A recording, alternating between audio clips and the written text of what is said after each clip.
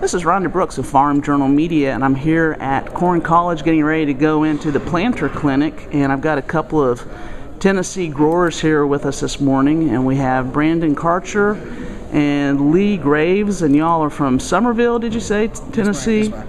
Yeah, well, we're really excited to have you here, and we were talking a little bit about growing corn, and you were sharing with me kind of what you're doing now, and tell us a little bit about what you've been doing until just a couple of years ago.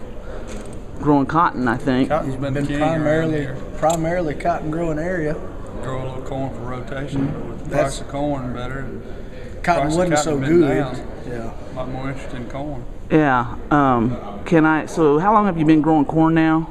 We've always grown corn, but it's been primarily on a small scale, a rotational crop for cotton. Okay, so now it's becoming a more primary crop. Yeah. Yes, ma'am. What do you feel like here in the Mid-South? What struggles have you had going into corn?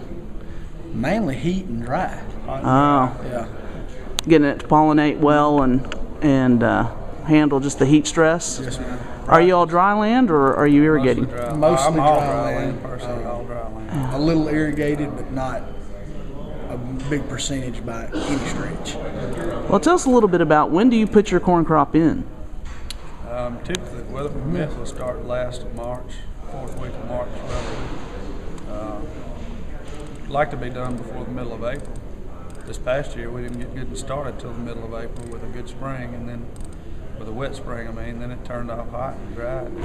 How about you, Brandon? Bad. Same thing. We start the third of the last week of March, and like you said, it was about the third week of April before we got started this year, and we were a month behind on our corn crop, and that put it right in the middle of heat and dry. And it wasn't dry land corn wasn't that great if it was planted later this year. Mm-hmm. What kind of yields? So I hear you saying is last year yields weren't very good. Well, They were fair. Early corn was in the 120s to 130 dry land, and anything we got rained out for 3 weeks or a month, and anything after that rain was most of it was below 100. All right. How about you, Lee? The overall average was about 127. Had some as high as 210 that was planted earlier. Caught some more rain, and the later planted corn fell down to the 105, 110 range. Yeah. Early bird usually gets some worm. Yeah. I was going to ask you about what maturity are you planting down here? 110 to 116 or 17, 18 maybe, primarily. How about weed pressure? Larry Steckel was talking yesterday about Palmer Amaranth. Are you seeing a lot of the resistance issues? Starting to see more. It's been next to the Mississippi River, and it's constantly coming east. And we're seeing more and more of it. Well, any particular, is it Palmer Amaranth or what are all you? That's the primary. That's primary. It used to be horseweed, and now it is becoming pigweed just on account of because it's harder to control. Yeah. As far as yesterday and Corn College, was there any key takeaway for the two of you? Nitrogen management. Efficiency in management. Being more efficient with our nitrogen placement.